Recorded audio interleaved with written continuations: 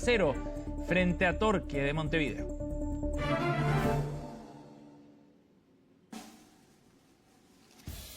Comienza Voces del Poder, nuestro panel de conversación. Cada mañana aquí en CNN Chile Radio nos acompañan en esta edición Pierina Ferretti, presidenta de Nodo 21. ¿Cómo estás, Pierina? Bien, Sebastián, buen día. Muchas gracias por estar con nosotros. Y el director ejecutivo de Instituto Libertad, Michael Comber. ¿Cómo estás, Michael? Muy bien, muchas gracias. Bienvenido. Estar aquí. Gracias a los dos por estar con nosotros.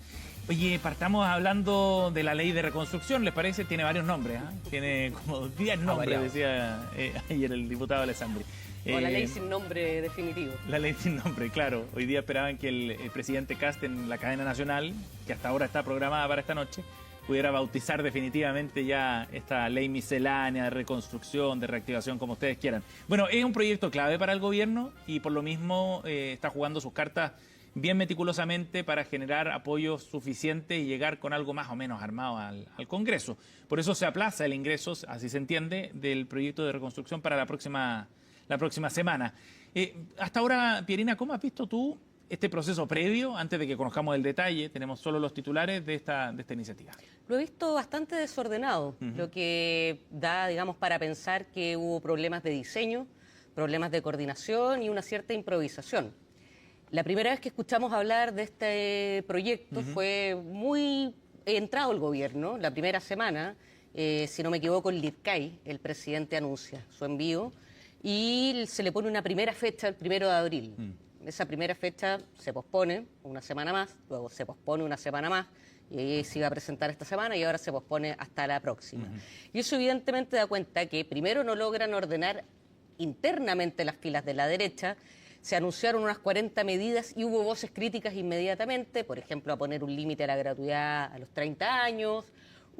Hay una preocupación en un sector de la derecha que tiene más oreja hacia la sociedad y que sabe que las decisiones que se toman tienen consecuencias. El alza de las bencinas y la negativa del gobierno de José Antonio Kast a utilizar el mecanismo de estabilización de los precios de las bencinas golpeó fuertemente su popularidad, pero también la evaluación de la ciudadanía respecto de qué es lo que está haciendo un gobierno que prometió reactivación económica, seguridad, control migratorio y cuya primera medida es traspasar a las familias el costo del alza del petróleo. Y en las últimas encuestas que conocimos el fin de semana aparecen cosas que sorprenden y deben sorprender a la derecha. Por ejemplo, que hay una opinión desfavorable hacia una disminución del impuesto a las empresas y una idea que recoge al menos ese estudio de que las personas piensan que para reactivar la economía deben subirse los impuestos a las empresas, ¿ya? A mí me parece que sigue habiendo un sentido común en Chile que más o menos plantea o entiende que los que tienen más tienen que poner más, y eso no ocurre en este momento en Chile. Chile tiene un sistema muy regresivo, lo sabemos. Creo que al gobierno le ha costado, por supuesto, ordenar internamente a sus filas, y en eso están intentando. Tienes a RN, que salió rápidamente a criticar la cuestión de la gratuidad y a tratar de girar hacia las clases medias. Ayer dijeron que se iban a alinear en todo caso, que la bancada RN iba a apoyar y bueno, no les queda otra, me imagino que parte de las presiones del gobierno es precisamente mostrar orden. Pero sabemos que están también presionando para que algunas medidas desaparezcan, otras se morigeren, y eso. Y la prueba de que no han llegado a un consenso interno es que no han sido capaces de presentar el proyecto. Y una vez que se presente ya sabemos que va a haber una fuerte oposición de la oposición, y eso tampoco han logrado entablar los vínculos y las conversaciones. Solo han conversado con el PPD y me parece que se les viene difícil la tramitación de ese proyecto. ¿Cómo lo ves tú, Michael? ¿Ha sido normal todo este proceso para tratar de alinear y ordenar las fuerzas oficialistas o no? Proyectos de este tipo siempre tienen discusiones complicadas y negociaciones. Es ambicioso el proyecto también. Sí, es ambicioso el proyecto y es misceláneo. Como se ha dicho, obviamente estos proyectos misceláneos incluyen muchas medidas, paquetes de medidas, y que incluyen una diversidad de temas que en algunos van a haber acuerdo y en otros más desacuerdo. Entonces, siempre en este tipo de medidas hay desganches por distintas partes, hay negociaciones complejas, y en este caso no ha sido una excepción. Lo hemos visto, Pierina lo menciona, eso es efectivo, han habido aplazamientos de la fecha, eso es un dato de la causa. Ahora lo importante es que lo que Pierina menciona, que como no les queda otra, es más curioso en el sentido de que al menos la centro-derecha está en una posición colaborativa, pero en una colaboración crítica, como han mencionado, una colaboración constructiva. Y eso ha sido positivo, creo yo, al ver que el alineamiento, al menos de Renovación Nacional, se da después de varias sesiones de conversación donde claramente se están ajustando medidas de proyecto. Entonces, es una coalición de gobierno, la cual que con sus matices y diferencias está logrando ya por fin encauzar un proyecto ambicioso y súper necesario para Chile. Hay que volver a recordar que este proyecto misceláneo al menos engloba 3 conceptos. La reasignación de recursos para la reconstrucción, una cosa absolutamente urgente para Chile, el crecimiento económico, también urgente para Chile, y por supuesto también esto compensado, si bien eso hay que ver los detalles, hay que hacer el cálculo, pero con un reajuste del gasto fiscal, hacerlo más eficiente el gasto fiscal. Y eso es súper, súper relevante porque estos 3 conceptos están presentes dentro de las medidas y obviamente hay matices dependiendo de cada una de las cosas, pero esto se va a ver con el detalle, con el proyecto que probablemente se presente, según se dice, el lunes. Pero también se dijo quizás el martes. Sí, por supuesto, sí. Ahí el presidente tendrá que ver. Escenario abierto, flexible. Pero obviamente vemos negociaciones que avanzan, que el PPD haya sido incluido y que, como escuchábamos en la entrevista anterior que sostenía, hay ciertos puntos de encuentro bastante importantes. Con el diputado Raúl Soto, por supuesto. Sí. Y que en otros casos habrán discusiones más álgidas. Entonces, yo veo un proyecto que avanza, que ha sentado una urgencia, y esto es importante, porque el anuncio del presidente Kast apenas asume el gobierno, el 14 de marzo, si no me equivoco, es cuando se anuncia el proyecto, si bien puso una fecha y se aplazó, y eso evidentemente genera un cierto desasosiego, una ansiedad de qué está pasando, fue muy claro en poner un marco conceptual a la urgencia que necesita Chile, que es la que acabo de mencionar, que eso se ha mantenido, que es la reasignación, el crecimiento y el ajuste fiscal o hacer más eficiente el gasto fiscal. Y eso se ha mantenido. Entonces, al menos el concepto del primer anuncio ha ido avanzando y se ha ido concretando. Y eso yo creo que es positivo para Chile. Michael, ahora un tema central empieza a quedar bien claro en esta discusión es si es que el proyecto trae o no medidas y señales claras para la clase media. Lo planteó en esos términos el diputado Alessandri, antes también lo habían dicho otros parlamentarios oficialistas. Y es un asunto crítico hoy día también desde el punto de vista de la viabilidad política que tenga este asunto. El diputado Soto decía que era un muy mal momento para presentar este proyecto por lo que había ocurrido con los combustibles precisamente. ¿Tú crees que ese es un tema que debe estar incluido, por ejemplo? Hay un escenario político complejo, pero hay que recordar, y esto es importante, que durante el gobierno anterior ya se planteó la rebaja al impuesto corporativo. Entonces, esto no es una novedad de este gobierno. En una discusión tributaria más amplia. Y con compensaciones, que esa es la gran diferencia. Pero también hay que tener en cuenta que las compensaciones que se están planteando, al menos todos los datos que se tienen mundialmente, se demuestra que los impuestos a los más ricos no funcionan como medida compensatoria. Entonces era una compensación que en título se llamaba así, pero en datos efectivos que se tienen hoy día se demuestra que eso no habría sido compensado como se debía. Pero lo importante acá es que hay un consenso, al menos en Chile, de que la rebaja al impuesto corporativo es algo que se debiera avanzar. Chile, si bien no voy a meterme en la discusión de los impuestos en general, del impuesto corporativo tiene impuestos altos en términos corporativos. Y eso, había un consenso en el gobierno anterior, se toma en este gobierno todavía pensando en que hay que apuntar al crecimiento y eso de todas maneras no es inmediato, y esto sin duda cuesta procesarlo políticamente, no es inmediato, pero de todas maneras aporta a la clase media a través de la creación de empleo formal. Pero es una vuelta larga. Igual, es una vuelta larga. Los efectos se ven a mediano o largo plazo. En economía las cosas no siempre son inmediatas, o si no estaríamos hablando de bonos. Entonces, obviamente cuesta procesar esto, pero es importante que la clase política, así como en el gobierno anterior y en el actual, había un cierto consenso a que había que hacer una rebaja al impuesto corporativo. Obviamente el detalle, y en el detalle está el diablo, obviamente aquí hay que empezar a ver cuál va a ser el detalle de la propuesta, cómo va a bajar esto. También hay que entender que una rebaja en el impuesto corporativo probablemente va a terminar en un alza en el pago del global complementario de los dueños de las empresas. Entonces, aunque es indirecto, ahí también hay una medida de compensación. Es indirecta. A ver, yo creo que, para no irnos en minucias, el objetivo de un sistema tributario, ¿ya? Por lo menos como lo entendemos desde la izquierda y de la centroizquierda, es producir beneficios sociales como justicia, mayor igualdad, mayores y mejores servicios sociales. Y ese es el objetivo. ¿Cómo eso se logra? Ahí verán los números, ¿cierto? Si tanto impuesto corporativo más, menos compensado por un impuesto a las riquezas, en fin. Esos son, digamos, finalmente detalles de un objetivo mayor. En la propuesta del gobierno yo no veo ningún objetivo mayor que rebajar los impuestos a las grandes empresas. Por eso incluso personeros de derecha han dicho aquí los únicos que están celebrando en este momento son las grandes empresas. queremos que también pueda celebrar la clase media y las grandes mayorías. Así lo dijo el diputado Alessandri, Eso sí. no lo estamos diciendo, yo en eso estaría de acuerdo. Digamos, aquí los únicos contentos con esta propuesta son las grandes empresas en Chile, y me parece que el objetivo de generar cohesión social, mejores servicios sociales, no está para nada presente en el discurso del gobierno. El sistema tributario no es un fin en sí mismo y uno no se puede aferrar a las formas, ¿cierto? Ni a las fórmulas. Eso no hay que hacer un fetiche, digamos, de las distintas fórmulas. Lo que sí es claro que los sistemas tributarios se inventaron precisamente para generar lo que de manera natural el mercado no genera, que son mecanismos de redistribución, de inversión social, de mayor bienestar social, de mayor cohesión social en un país que viene y que tiene serios problemas de cohesión social. Y lo último, ¿quiénes son los que utilizan los servicios públicos? Por supuesto que las clases populares y las clases medias emergentes. La gente adinerada manda a sus hijos a los colegios privados, se atiende en la salud privada, pero quienes vamos al CEFAM, quienes tenemos que utilizar los servicios sociales, los servicios públicos que se financian con los impuestos que se pagan, son las clases medias, las clases populares, y me parece que no hay nada que enfoque las cosas hacia allá. Ahora, si es que hubieran compensación, te tiro la palabra, Michael, para cerrar, pero si hubiera compensaciones, por ejemplo, que efectivamente estuvieran en el proyecto, ¿eso haría más viable de todas maneras la rebaja de impuesto corporativo o de todas maneras sigue siendo como una línea roja quizás para el sector?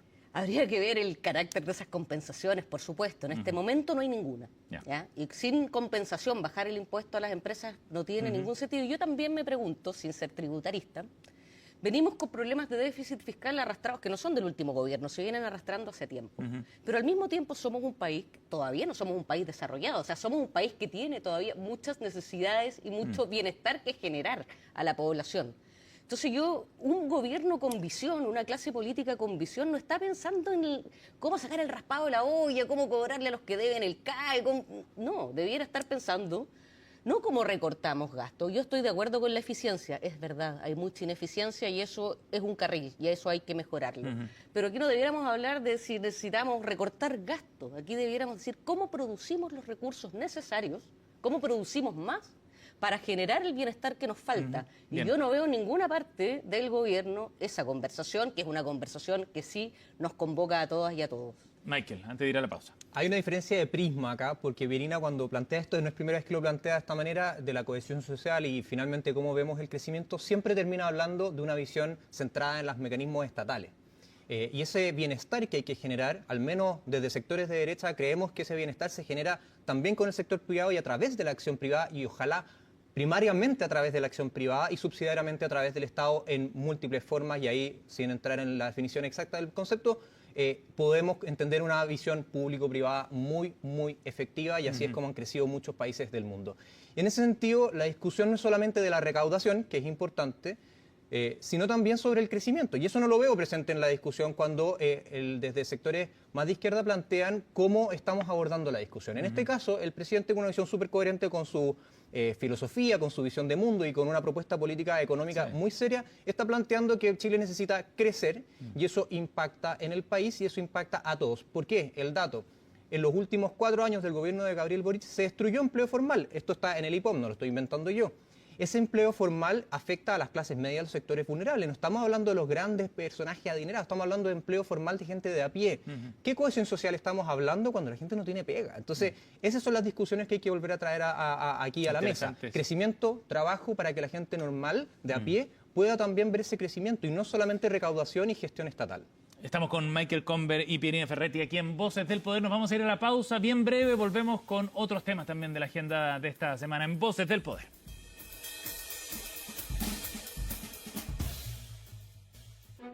Para enfrentar los desafíos humanos necesitamos comprender las preguntas del futuro. ¿La inteligencia artificial cambiará nuestra civilización? ¿Qué medidas podrán proteger la vida como la conocemos frente a la crisis climática?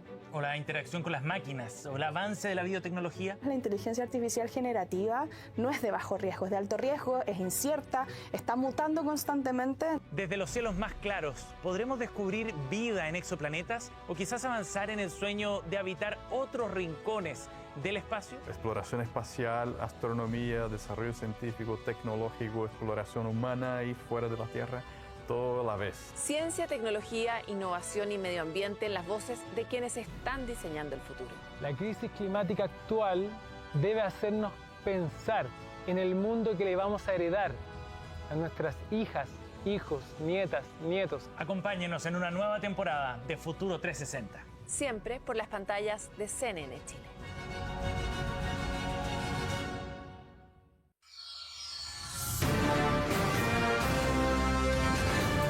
Estamos de regreso en CNN Chile Radio. AM.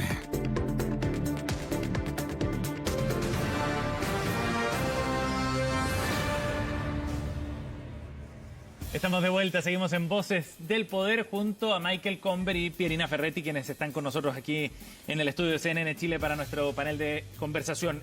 Oye, hablemos de la situación de la ministra de Seguridad, Trinidad Steiner, que estuvo en el ojo del huracán por largo rato a propósito de la situación de Consuelo Peña y su salida de la PDI, y que ahora también es objeto de crítica no solo de la oposición, sino del oficialismo, porque se ausentó la Comisión de Hacienda ayer en la discusión de un proyecto para fortalecer a Carabineros. Michael, y esto deja a la ministra en una situación bien compleja. Las críticas venían de Rodolfo Carter, del senador Macaya, o sea, hubo molestia en el oficialismo también. ¿Cómo ves tú la situación en la que queda la ministra Steiner en este contexto? Es un tema muy crítico para el gobierno, además.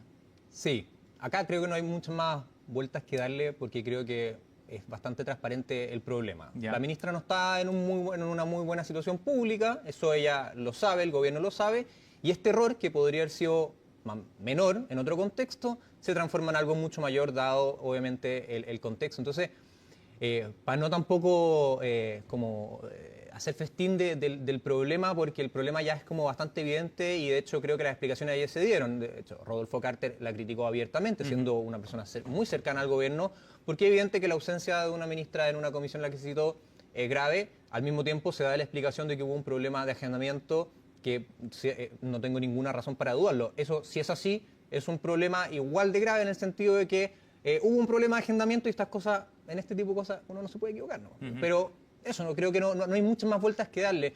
Ahora, esto no trasciende a la manera en la cual ella está haciendo su pega. Creo que ahí tal vez son interpretaciones más excesivas, en el sentido de que esto no es una demostración de nada más allá.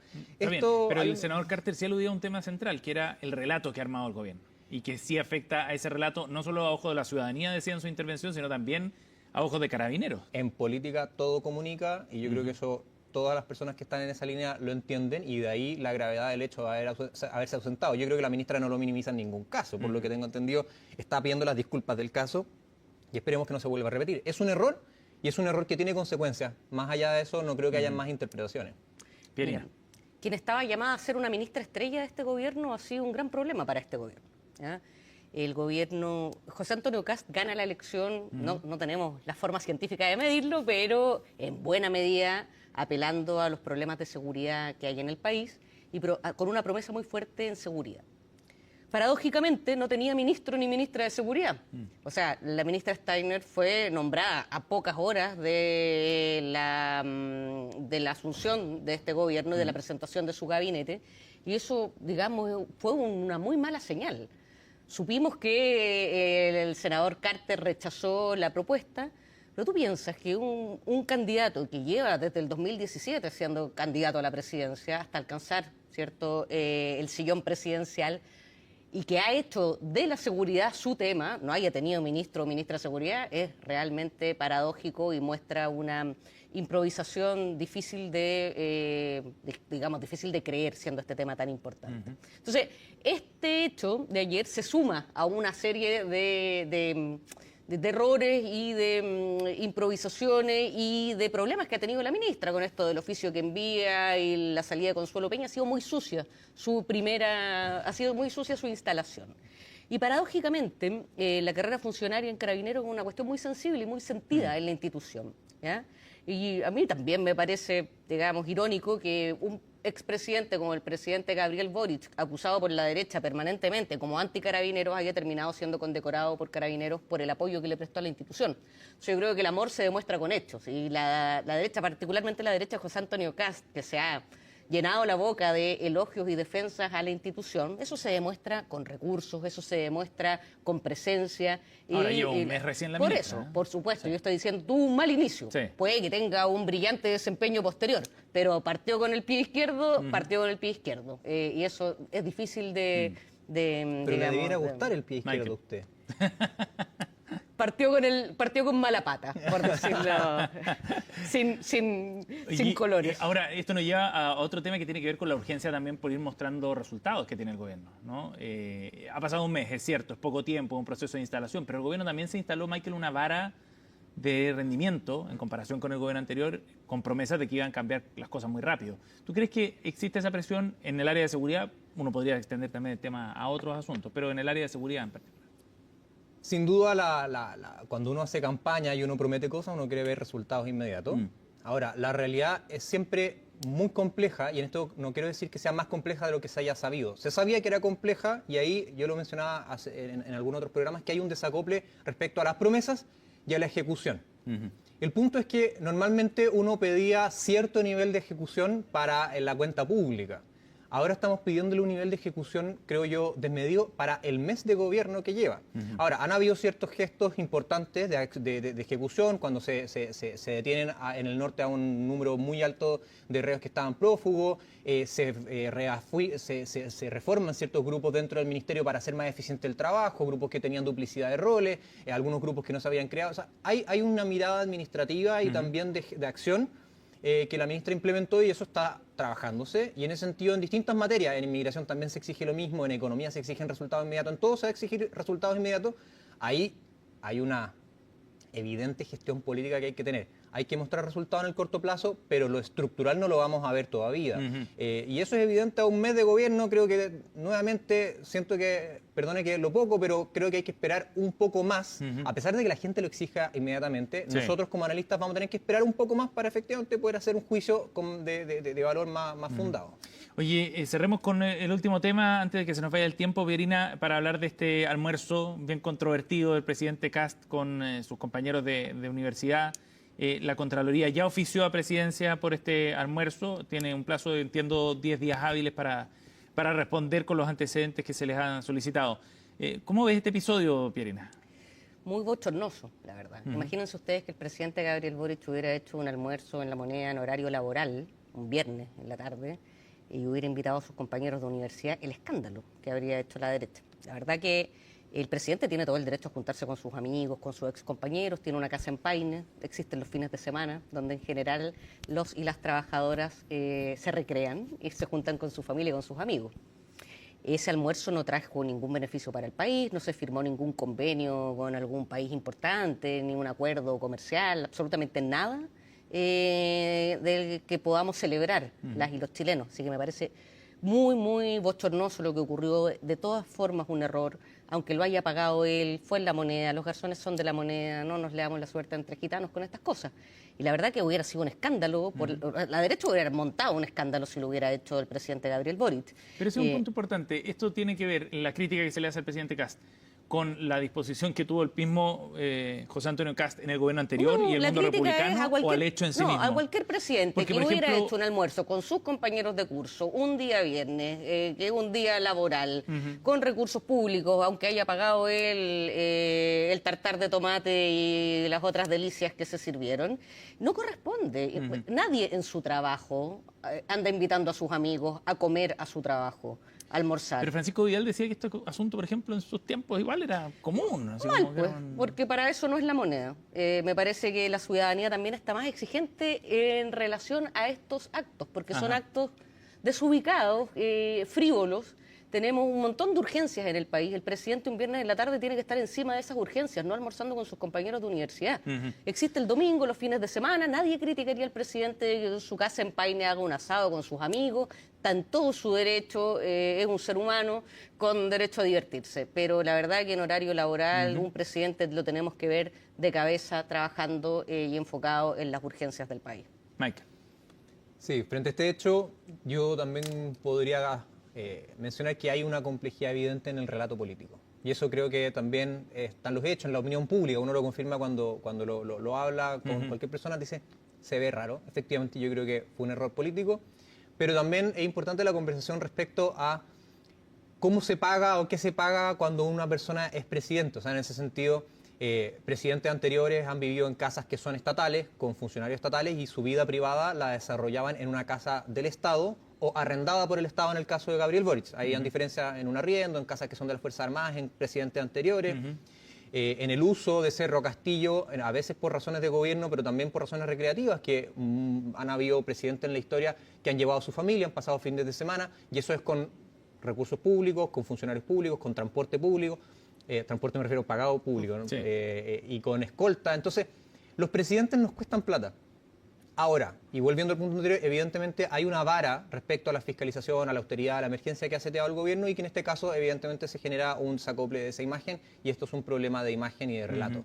Pero también me parece importante que izquierdas y derechas podamos hacernos la pregunta nuevamente, y esto podría tal vez ser un esfuerzo colaborativo en el sentido de medir el gasto que ha tenido en personal, en funcionamiento, este tipo de cosas, dentro de los gobiernos anteriores, porque aquí siempre ha habido gasto público, sea en una casa arrendada, sea en una casa de las Fuerzas Armadas, como eran presidentes anteriores, o ahora que el presidente decidió vivir en La Moneda. Ojo, que no es novedad, Jorge Alessandri también vivía en La Moneda y sostenía reuniones familiares en La Moneda porque ahí vivía, y eso es una discusión que se trae nuevamente a colación aquí. Hay que obviamente medirlo en la sensibilidad pública actual, y es algo que hay que volver a preguntarnos, pero no perder de vista que los presidentes nos cuestan plata, eso es evidente. Así que volvamos a revisar esto. Podríamos armar un trabajo colaborativo acá, medir esto para atrás. Podría ser. No 21 Instituto de Libertad, levantémoslo. Miren lo que están haciendo aquí en Voces del Poder. Michael Negocios. Conver y Pirina Ferretti con nosotros. Gracias, Pirina. negocios Que esté no. muy bien. Ya, Gracias, Michael. muchas gracias.